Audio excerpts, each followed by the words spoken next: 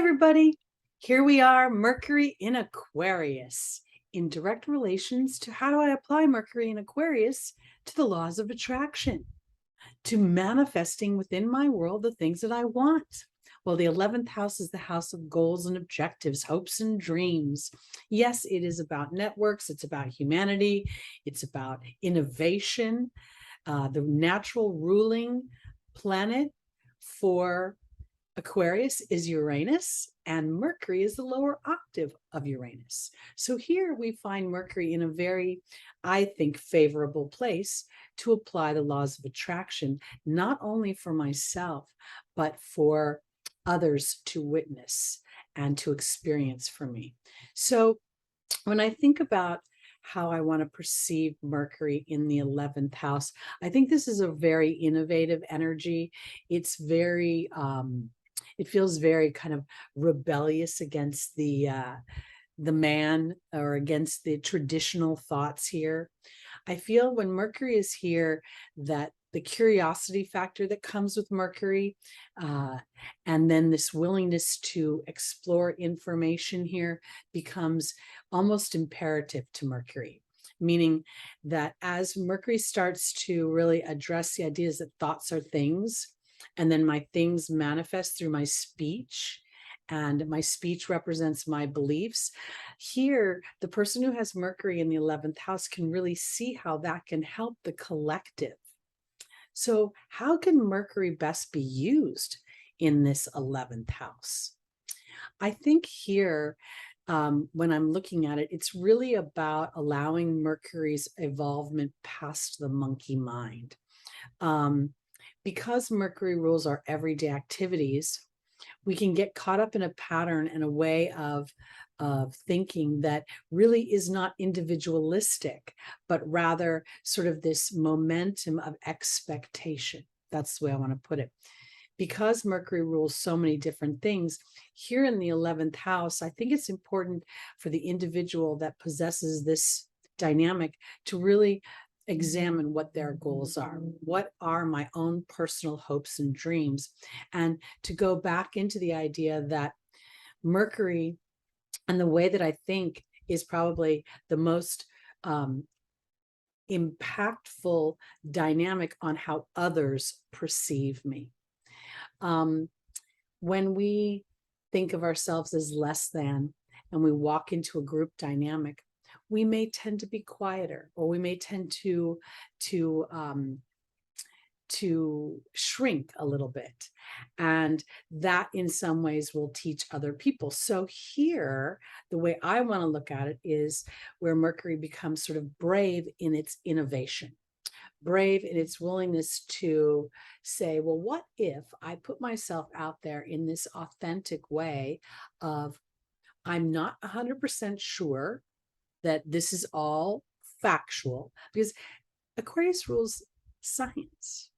So to me, this could be a big scientific experiment, or a scientific objective or intention to see directly how my voice, my beliefs, my thoughts come out through my voice, and create a call to action through the universe to compile the cooperative components to give me the things that I want to manifest.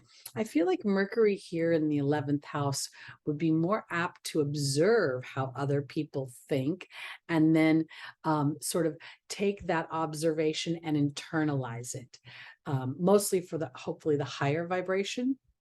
I think this is also an opportunity where Mercury would want to engage with others in these concepts, where when I see Mercury in the 11th house, I feel like this is where I would imagine the human wanting to engage with others on, let's say a seminar or a webinar, where the concepts of the law of attraction, the law of allowing, would be batted around, debated, and then experimented on to see how does it, if I put in this much time and this much focus. To me, it's kind of funny here, because while I'm in the 11th house, I feel like I'm doing a scientific experiment. The same could be said of the 12th house in some ways, but the 12th house rules it from a more fanciful place. It's like more of telling myself a beautiful story. Whereas when I'm in the 11th house, I want to prove that this is viable and factual for some reason.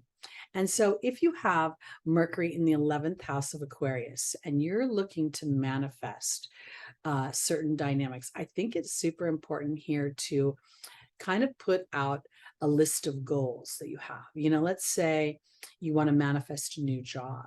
And then rather of looking at the normal parameters of the job, I want to make this much money and I want this much vacation time and I want this much blah, blah, blah.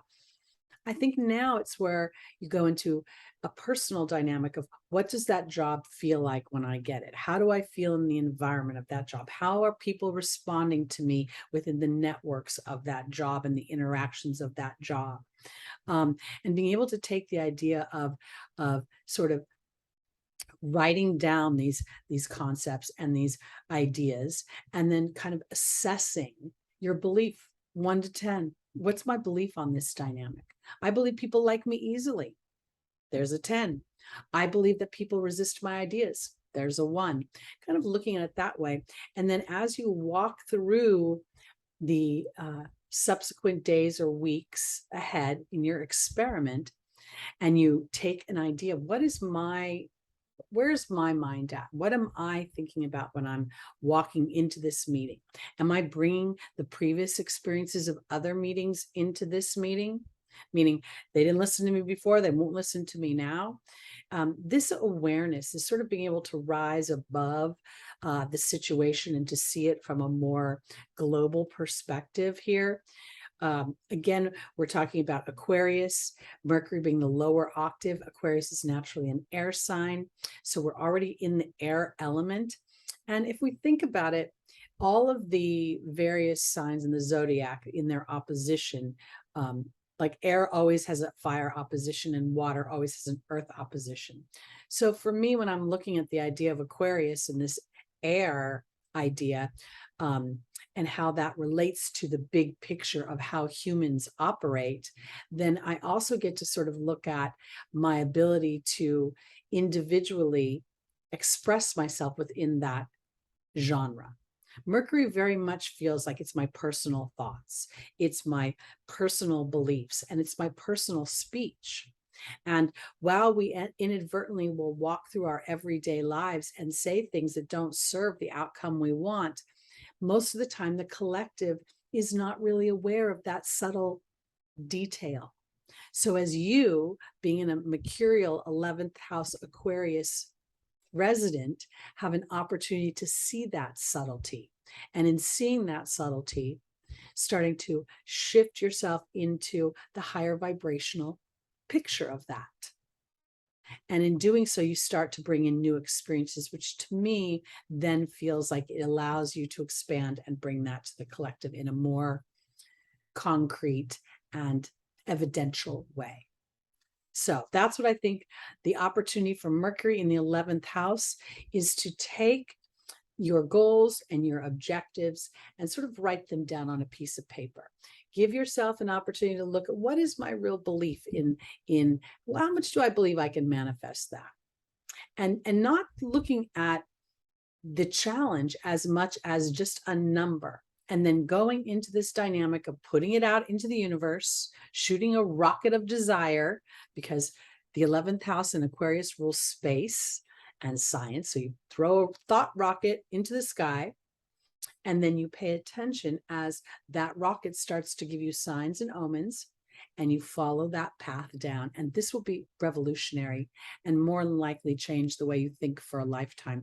I would also say that if you have Mercury in Aquarius, as you implement this dynamic of thoughts are things and my speech reflects my beliefs, and my speech then starts to tee up, my thoughts start to tee up my experiences, this feels very much as if you have the power of magic in your hands and the power to really help humanity align to their individual desires, as you don't try to turn towards them and teach them, but rather are brave to go on your own path and offer the invitation to follow.